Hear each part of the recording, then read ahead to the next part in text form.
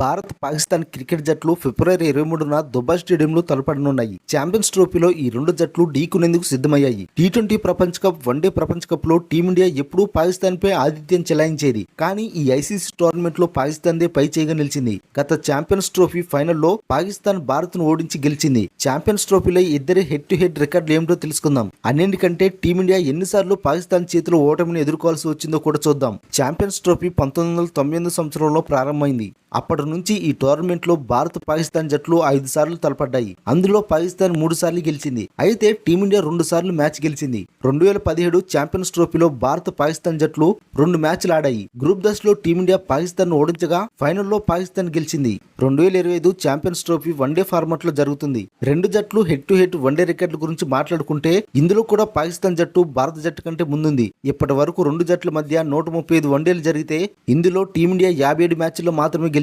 పాకిస్తాన్ 73 మ్యాచ్ల్లో గెలిచింది. 5 మ్యాచ్ల్లో ఫలితం అయితే తేలలేదు. ఛాంపియన్స్ ట్రోఫీ 2025 ఫిబ్రవరి 19 నుంచి అయితే ప్రారంభమవుతుంది. టీమిండియా తన అన్ని మ్యాచ్లను దుబాయ్లో ఆడనుంది.